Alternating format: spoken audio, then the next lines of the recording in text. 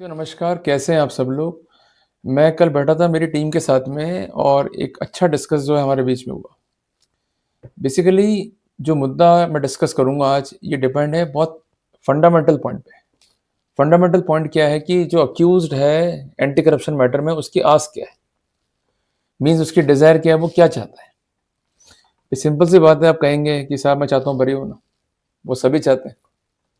ये कौन सी अनोखी आस्क हो गई या अनोखी जो है डिज़ायर हो गई?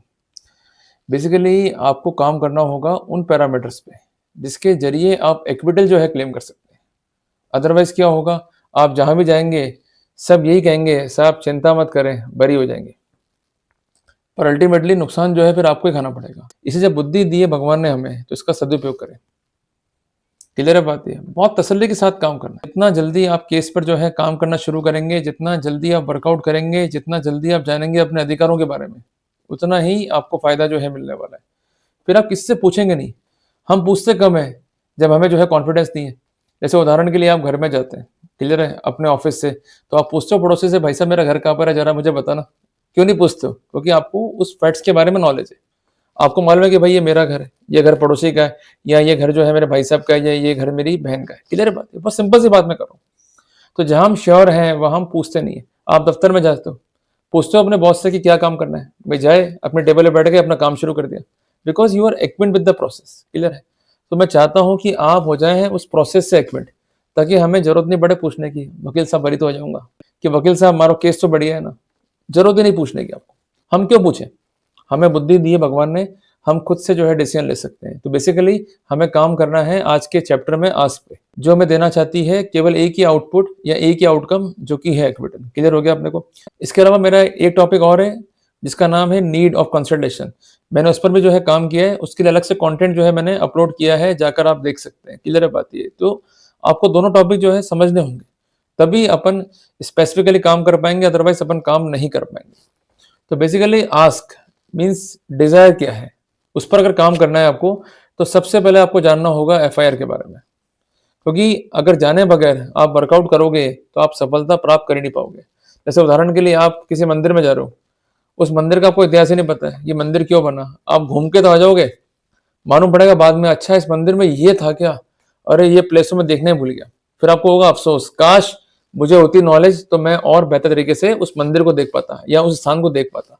पर अगर नॉलेज होती तो डायरेक्टली आप कहाँ पहुंचते हैं, उस जगह पे जो बहुत फेमस है या बहुत प्रसिद्ध है, जिसके लिए वो स्थान जो है जाना जा रहा है। क्लियर है बात? ये तो वैसा हमारा केस है। सबसे पहले शुरुआत किससे हो रही है? रिपोर्ट और एफआईआर से। तो हमें एक्विट करना है एफआईआर को। जब तक एफआईआर पे हमने काम नहीं किया, हम केस को लड़ नहीं पाएंगे। एफआईआर से हमें क्या मालूम पड़ता है कि सबसे पहली बार कंसर्न जो परिवादी है वो कब गया, एसीबी या विजिलेंस के पास। दूसरी बात, उसने जो रिपोर्ट दी है उसमें क्या फैक्ट्स जो है लिखे। तीसरी बात, कितने फैक्ट्स जो है कॉम्प्रोमाइज है। चौथी बात, रिपोर्ट में जो है कितना डिले है। कई बार इस बात की पॉसिबिलिटी भी है कि जो कंसेंट परिवादी है उसने फैक्ट छुपाए हों या फैक्ट जो है कॉम्प्रोमाइज किए हों। हर एक पर्सपेक्टिव में हमें केस को देखना है, तभी हमारा जो डिजायर है, जो हमारा आउटकम है, जो हमारी आस्क है, जो हमारी वांट है, वो सेटिस्फाई हो पाएगी। अदरवाइज हम भटकते रह जाएंगे। हमें भटकना नहीं है। अगर भटकोगे तो नुकसान खाओगे, स्थिर रहोगे तो केस को इफेक्टिव तरीके से लड़ पाओगे। एक रूल है जिसे हम कहते हैं rule of segmentation, means divide and rule. ये रूल था अंग्रेजों का कि टुकड़ों में जो है बांट दो, वही हमें फॉलो करना है हमारे केस के अंदर। सबसे पहले आप फाइल को रखो साइड में, दो डॉक्यूमेंट निकाल लो, रिपोर्ट और एफआईआर, उसको पढ़ लिया। बहुत सिंपल तो काम है, इसमें कौन सी बड़ी बात है। और अपने नोट्स को जो है रेडी कर लिया। फिर जो नेक्स्ट डॉक्यूमेंट है वो है वेरिफिकेशन, जिसके जरिए जो कंसर्न डिमांड है उसको वेरीफाई करते हैं सीबीआई वाले या एसीबी वाले या कंसर्न विजिलेंस वाले कि वास्तव में आपकी डिमांड है या नहीं। भाई उनके हिसाब से तो आपने अगर हो भी कर दिया तब भी आप दोषी हो, आप चुपचाप भी खड़े रह गए तब भी आप दोषी हो, भाई इशारों से मांग लिया तब भी आप दोषी हो। ऐसा नहीं होता है। Every demand of money is not demand of bribe. Specific instance, specific evidence जो है फाइल पे होनी चाहिए, इसलिए फाइल को पढ़ना होगा। रिपोर्ट, एफआईआर और जो कंसर्न ट्रांसक्रिप्शन है, जो कंसर्न वेरिफिकेशन है, उसमें कितना वेरिएशन आ रहा है, और जो कंसर्न एविडेंसेस है वेरिफिकेशन की वो क्या क्या है। अगर एविडेंस प्रॉपर नहीं है, एविडेंस जो है इनकंसिस्टेंट है, और कोई भी कॉन्फिडेंस जो है रिपोज नहीं हो रहा है, even there is no demand evident from the transcription, we could take the benefit. इसलिए मैं आपसे आग्रह कर रहा हूं कि अगर आपको आउटकम चाहिए, आपको रिजल्ट चाहिए, तो सबसे पहले शुरुआत तो करनी पड़ेगी ना, कर्म तो करने पड़ेंगे। हमें क्यों कहा भगवान कृष्ण ने कि कर्म करो। बेसिकली हम लोग चाहते हैं रिजल्ट्स, रिजल्ट्स नहीं मिलेंगे अपने को। जब तक काम नहीं करोगे। और बेसिकली आपने दोस्ती करी हुई है समय अपने मन से, दोस्ती मत करो मन से, ये गुलाम है आपका। क्योंकि मन जो है कन्फ्यूजन पैदा करेगा, काश मैं ये काम कर लेता, काश ऐसा हो सकता है क्या, काश बच सकता हूँ क्या, ये काश काश करता रहता है। ये बेसिकली काशकंद है, ये हमारे जो ये है ना खोपड़ी, ये काशकंद है। इसको काम लो सिर्फ अपना एनर्जी लगाने के अंदर, उसको फोकस करने के अंदर, बाकी और किसी काम कर्म का नहीं है। इसको अपना रखो गुलाम बना के, ये गुलाम है आपका। पर हो क्या रहा है उल्टा, ये बना हुआ है मालिक और हम जो है इसके फैसलों को मान रहे हैं। कोई केस भारी नहीं है, सिर्फ मन से मान लिया कि जो केस करने वाले हैं वो जीत जाएंगे, इसलिए हार रहे हो। और कहते भी हैं कि मन के जीते जीते और मन के हारे हार। अरे क्यों हार रहे हो मन से, कोई गलत काम किया क्या आपने? भाई जो आपने किया वो सब कर रहे हैं। भाई कहते भी ना कि कांड सबने किए, किसी के छप गए और किसी के छिप गए, तो आपके छप गए तो इसलिए आप जो है पीड़ा में हो। तो इसलिए उन पीड़ाओं को कैसे हमें ओवरकम करना है, उन्हें कैसे रिमूव करना है, इस पर तो हम काम कर रहे हैं। ये जो हम मीटिंग्स कर रहे हैं, वेबिनार्स कर रहे हैं, आप लोगों के लिए क्यों कर रहे हैं? बेसिकली ताकि आप अपने राइट्स के बारे में जान सकें, आप ही जान सकें कि कैसे हमें फाइट करना है, किस प्रकार हमें आगे बढ़ना है। क्लियर है बात है? और अगर घबरा जाएंगे तो आप किसी भी रूप में फाइट नहीं कर पाएंगे। क्लियर है बात है? इसलिए वादा करो, घबराओगे नहीं और अपने आंसू खुद ही पहुंच लो। कोई भी नहीं आएगा आपके आंसू पहुंचने, इवन मैं भी नहीं आने वाला। क्लियर है बात है? इसलिए आपको यदि ये भ्रम है कि कोई आएगा हमारे कंधे पे हाथ रख देगा, हमें देगा सांत्वना और हमारे आंसू पहुंचेगा, ये नहीं होगा भाई। क्लियर है बात है? संकट आपके ऊपर है, आपको ही निपटना होगा। युद्ध था महाभारत का, बात थी अधिकारों की, चाहते भगवान कृष्ण खुद लड़ लेते, वो नहीं लड़े, लड़वाया उन्होंने अर्जुन को। क्लियर है बात है कि लड़ो आपके राइट से। तो उन्हीं प्रभु का वास्ता आपको कि आप लड़ो अपने राइट्स के लिए। भाई क्यों परेशान हो रहे हो? जब लड़े नौकरी के लिए तब भी तो कंपटीशन था, आज बात नौकरी को बचाने की है, तब भी लड़े। मेरा यही आग्रह आपसे। पर लड़ने का पैटर्न जो है वो करें पिन पॉइंट, तैयारी पूरी करें। जब उस समय हमने कंपटीशन को फेस किया, तैयारी करी थी ना पूरी, अपने नोट्स बनाए, आपने विभिन्न संस्था में जाके जो है परामर्श लिया या अपना कोचिंग लिया, वो कोचिंग परामर्श एक ही बात है। अल्टीमेटली क्या हुआ, आपको सफलता मिली, नौकरी मिल गई। अब वो नौकरी जा रही है, again there is a need to follow that pattern. वही नोट्स बनाओ, परामर्श लो, नोट्स को इफेक्टिव करो और मजबूत तरीके से अपने पक्ष को रखो। अपन निकल जाएंगे, विश्वास रखना, बट चलना है अपने को टेक्निकली और स्पेसिफिकली अपने केस के ऊपर। क्लियर है बात ये? तीसरी इंपॉर्टेंट बात ये कि उन्होंने जो कार्रवाई करी है, उदाहरण के लिए प्री ट्रैप, उसमें क्या क्या गलतियां उन्होंने करी है, क्या क्या कंप्लायंसेस जो है नहीं हुए और किस प्रकार आपके राइट्स जो है वो अफेक्ट हुए। इसलिए बार बार मैं कहता हूं कि आप जो एक्सपर्ट के पास में, एक्सपर्ट बेसिकली लंबे टाइम तक फाइल को देखा हुआ होता है। क्लियर है? उसके पास एक लंबा होता है एक्सपीरियंस, तो आपकी हेल्प हो जाएगी। वो फाइंड आउट कर पाएगा कि वास्तव में कमी क्या है इस फाइल में। उससे क्या बेनिफिट होगा कि जब पॉइंट आउट हो जाएगा भाई ये कमी रही या ये कंप्लायंसेस नहीं हुआ या आपके लीगल राइट जो है कॉम्प्रोमाइज हुए हैं, तो वहां पर बेनिफिट आपको दिलवा जाएगा। अदरवाइज क्या होगा पता ही नहीं भाई क्या हो गया। क्लियर है बात ये? तो इसलिए बहुत जरूरी है कि आप अपनी आंख पे काम करो, आप अपने वांट पे काम करो, अपने डिजायर पे काम करो और जो केस का आउटकम है उस पर काम करो। पर जो क्वेश्चंस हैं it should not be on the वेग एंड्स कि साहब बरी हो जाऊंगा क्या मैं, कि साहब मेरे केस में क्या होगा, आपको क्या लग रहा है। ऐसा मत करो भाई, रिक्वेस्ट है, स्टेप बाय स्टेप आगे बढ़ना है। सबसे इंपॉर्टेंट बात यह है कि जो विटनेस इस केस में है, क्या वो विटनेस जो है झूठे हैं, क्या वो विटनेस जो है फैब्रिकेट है, ये कैसे मालूम पड़ेगा? उनकी क्वालिटी को चेक करके। कई बार ऐसा होता है कि जो विटनेस के स्टेटमेंट है धारा 180 BNSS के तहत या धारा 161 CRPC के तहत, उसमें होता है स्वतः विरोधाभास। तो वो पॉइंट जो है काफी इंपॉर्टेंट है। कई बार इनका लोकेशन होता है मिसमैच, कई बार ये गवाह मौके पे नहीं होते, तो इसके लिए हमें लगातार लगानी होगी आरटीआई और जो रिलेवेंट डॉक्यूमेंट्स है उसे इकट्ठा करना होगा। और अगर हमें कंसर्न विभाग से सूचना नहीं मिलती है तो हमें वहां पर उपयोग करना होगा 94 BNSS का। इस बात का जो है विशेष ध्यान रखिएगा। और मैं आपको एक बात निवेदन कर दूं, अथॉरिटी करती क्या आरटीआई में, section 8 sub clause 1 sub clause H RTI act का जो है देते हुए हवाला, जो हमारी एप्लीकेशन है उसको रिजेक्ट करते हैं। इन लिमिने मींस इन शॉर्ट, ये अप्रोच जो है गलत है। अगर ये लोग कर रहे हैं तो आपको खंडन करना चाहिए और जो कंसर्न अथॉरिटी है उनको ये निवेदन करना चाहिए कि इस तरह के अप्रोच जो है गलत है, फिर भी सूचनाएं नहीं दे रहे हैं। तो ऐसे सिनेरियो में 94 BNSS एकमात्र विकल्प है। एक बात ध्यान रखिएगा कि जब भी आप जाते हैं 19(1) CRPC या 94 BNSS में, तो हमें डॉक्यूमेंट सबमिट नहीं करने हैं, हमें मांग करनी है प्रिजर्वेशन की। इस बात का जो है विशेष ध्यान रखिएगा ताकि डॉक्यूमेंट जो है वो हो जाए intact. In case it is required for the trial proceeding, तो उसको इजीली जो है कोर्ट मंगवा सके। अंतोगत्वा क्या होगा, वो डॉक्यूमेंट जो है नहीं होगा अवेलेबल, राइट्स हमारे ही अफेक्ट होंगे और हमको जो है नुकसान झेलना पड़ेगा। इसलिए आज का टाइम बहुत कठिन समय सर्वाइवल का।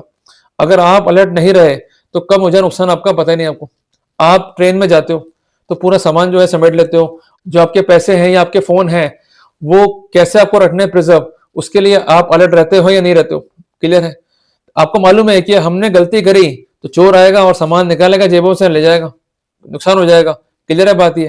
तो इसलिए जब भी लड़ रहे हो कोर्ट केस को, अगर वहां भी अलर्ट नहीं हो तो प्रोसिक्यूशन कब आके वार कर दे, कब जो है नुकसान कर दे, आपको मालूम ही नहीं चलेगा। इसलिए बी अलर्ट, किसी पे विश्वास अंदर नहीं करना है। डॉक्यूमेंट जो भी तैयार होंगे उसको पढ़ो 2 बार 3 बार 4 बार 5 बार, उसके बाद जो है साइन करो। जल्दबाजी कहीं नहीं करनी है और डिस्कस करते रहो अपने लोकल एडवोकेट से। उनका समय लो, आप उनसे बोलो साहब मैं तो इस पूरे हफ्ते आऊंगा, रोज 2 घंटे आऊंगा और रोज डिस्कस करूंगा आके मैं। समय देना पड़ेगा उनको। क्लियर है? तो समय मांगना सीखो। आप कहते हो ना साहब बरी हो जाऊंगा क्या मैं, इट इज योर आस्क, तो आप उनको कहो ये मेरी आस्क है वकील साहब कि मुझे आपका समय चाहिए। रोज 2 घंटे बैठूंगा मैं 7 दिन तक लगातार, पर मैं डिस्कस पूरा करूंगा। बगैर डिस्कस के आप सही निष्कर्ष तक, सही आउटकम तक पहुंच ही नहीं पाओगे। इस बात का जो है विशेष ध्यान रखना। इसके अलावा जब भी हम लोग केस में काम करें तो हमें ये भी ध्यान रखना होगा कि डिस्पोजल जो है वो टाइमली हो जाए। कई बार ऐसा होता है केस जो है पेंडिंग है इन्वेस्टिगेशन की स्टेज पे 10 साल तक, 12 साल तक। वहां एक बात जो है ध्यान रखिएगा कि अगर डिले जो है वो हुआ है प्रोसिक्यूशन के पार्ट में, डिले जो है डिलिबरेट है, आपकी जो है गलती नहीं है, तो ऐसे एम्पल जजमेंट भी हैं कि जहां प्रोसीडिंग को जो है क्वेश किया गया है। इस कॉन्सिक्वेंस में एक महत्वपूर्ण जजमेंट है ऑनरेबल सुप्रीम कोर्ट का, जिसका नाम है स्टेट ऑफ बिहार बनाम वकील प्रसाद। जजमेंट का डेट है 23/1/2009, जो काफी महत्वपूर्ण है इस सब्जेक्ट पे। तो बेसिकली जब भी केस को लड़ रहे हैं तो हमारी आस क्या होनी चाहिए कि वकील साहब हमें बताएं कि डिमांड को साबित करने के लिए क्या क्या एविडेंस उनके पास में, ताकि उसे जो है हम खंडित कर सके। सिंपल फाइल को नहीं पढ़ना है। मैंने क्या बोला आपको, आपको कई सेगमेंट्स में जो है फाइल को बांटना होगा। क्लियर है बात ये? तो जो आपका एफआईआर है, जो आपका रिपोर्ट है, वो हो गया सेगमेंट नंबर 1। दूसरा है वेरिफिकेशन, तीसरा है प्री ट्रैप, चौथा है ट्रैप, पांचवा है सैंक्शन और छठा है चार्जशीट। और इसके अलावा कुछ महत्वपूर्ण फैक्ट्स जो मैंने आपको लिखवाया भी, अभी पुनः जो है लिखवाता हूं कि डिमांड जो है कैसे प्रूव होगा, उसको प्रूव करने के लिए क्या क्या एविडेंसेस जो है रिकॉर्ड पे। अब मान लीजिए आपके पार्ट पे जो है डिमांड नहीं है, तो उस पर क्या आपको होमवर्क करना चाहिए? मुझे बताइए आप। कतई नहीं करना चाहिए। सिर्फ रिकवरी है तो उसकी हद तक हमें होमवर्क करना है। एक बात ध्यान रखिएगा कि अगर डिमांड का कोई सीन फाइल पे नहीं है, सिर्फ मियर एक्सेप्टेंस है, मियर रिकवरी है, we are having a very good case. पर डिमांड ए के द्वारा है और रिकवरी बी से, तो ऐसे सिनेरियो में हमसे रिकवरी क्यों हुई, हमें देना होगा एक संभावित स्पष्टीकरण। अदरवाइज कोर्ट ड्रॉ कर लेगा adverse presumption as per section 119 sub clause जी और बीएसए। बीएसए मींस भारतीय साक्ष्य अधिनियम, तो वहां हमें दिक्कत जो है हो सकती है। तो जब भी कोई चीज हमसे मिल रही है या हमसे हो रही है बरामद, अगर हम बात को नहीं कह रहे या हमारा कोई स्टैंड जो है फाइल पे नहीं है, तो हमें दिक्कत आएगी। इसलिए स्टैंड को लें और राइटिंग में जो है सबमिशंस दें। इन्वेस्टिगेशन की स्टेज से ही हमें रहना पड़ेगा अलर्ट, अदरवाइज हम जो है मारे जाएंगे। इस बात का जो है विशेष ध्यान रखिएगा। इसके अलावा जो प्रोटोकॉल्स हैं, धारा 17A पीसीएड का, धारा 19 पीसीएड का, उसके जो बेनिफिट्स हैं वो आपको मिले या नहीं मिले, ये भी जो है काफी इंपॉर्टेंट चीज है। कई बार ऐसा होता है कि ये लोग चार्जशीट जो है पेश करते हैं आफ्टर योर रिटायरमेंट। इनका कहना ये था कि चूंकि रिटायरमेंट हो गया अब सैंक्शन नहीं चाहिए। मैं आपसे निवेदन करता हूं कि रिसेंट जजमेंट आ चुके हैं कि even though you are retired, sanction जो है इंपेरेटिव है। अगर सैंक्शन नहीं दी तो वहां पर हम बेनिफिट जो है ले सकते हैं। तो इसलिए मैं आपसे बार बार कह रहा हूं कि काम क्या एक्सपर्ट का, कि जो आपकी नीड्स है, जो आपकी आस्क है, उस पर काम कर सके, फाइल को रीड कर सके, फाइल में कमियां क्या निकाल सके। जब तक फाइल में कमी नहीं निकालोगे, एक्सपर्ट आई से वो फाइल नहीं गुजरेगी, तब तक आपको राहत भी नहीं मिलेगी। सामान्य रूप से केस को लड़ोगे, सफल हो भी सकते हो, नहीं भी हो सकते हो, पर जब एक्सपर्ट एंगल साथ लग जाएगा तो केस को लड़ने का नजरिया ही चेंज आपका हो जाएगा। मैं पुनः आपसे यह निवेदन करता हूं कि अपनी फाइल पे खुद से मेहनत करें और एक इफेक्टिव तरीके से डिफेंस लाइन को तैयार करके आप केस में जो है प्रोसीड करें। एड रैंडम जो है जिरे ना करें, ये मेरी आपसे जो है दरख्वास्त है। आपका जीवन जो है बहुत वैल्यूएबल है। अगर इस तरह की हरकतें आपने कर दी, आपकी लाइफ से आपने एक्सपेरिमेंट कर दिए, कुछ पैसे बचा करके आपको लगा भाई हम खुद से केस लड़ लेंगे, तो आप मारे जाओगे। हमें खुद से क्या करना है, सिर्फ तैयारियां करनी है। फाइल में कमी क्या है वो करना है फाइंड आउट, और उसके बाद लेनी है एक्सपर्ट से राय, ताकि सही निष्कर्ष के आधार पर हम जो है आगे बढ़ सकें।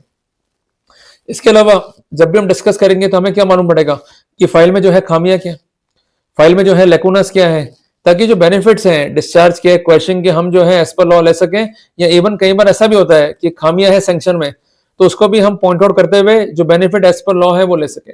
और बेसिकली जो लोग बरी होते हैं हाई कोर्ट से, सुप्रीम कोर्ट से, इनके आप निकालना फैसले पढ़ना आप, तो आपको मालूम पड़ेगा भाई कुछ ना कुछ रही थी खामियां इन्वेस्टिगेशन कार्रवाई में, तो उसको जो है पॉइंट आउट किया गया। ट्रायल कोर्ट ने बात नहीं मानी पर हाई कोर्ट ने बात मान ली, या हाई कोर्ट ने बात नहीं मानी तो वो बात जो है मान ली सुप्रीम कोर्ट ने। इसलिए हर एक पॉइंट का वैल्यू है। Make your case unique and specific. वो तभी होगा जब आपकी आस्क या आपका वांट जो है क्लियर हो। अब आप सिंपल जा रहे हो, डिस्कस कर रहे हो फाइल को, कुछ नहीं होगा। मेक द प्रॉपर नोट्स, उसको काउंटर वेरीफाई करो और एक एक बात को लिखित में ले लो। वो आपके लिए भी इजी है, ताकि जब भी फाइल पढ़ेंगे या उस दिशा में आगे बढ़ेंगे तो हमें दिक्कत ना हो। और डिफेंस लाइन अपना एक बार आप सेट कर लो, डिफेंस लाइन बार बार चेंज मत करना। अगर डिफेंस लाइन चेंज करोगे और केस प्रिजम्पशन का है तो वहां पर आपको ही ट्रबल फेस करना पड़ेगा। क्लियर हो गया अपने को? तो जल्दी मिलेंगे अपन एक नए टॉपिक के साथ। टिल देन, जय हिंद, जय भारत।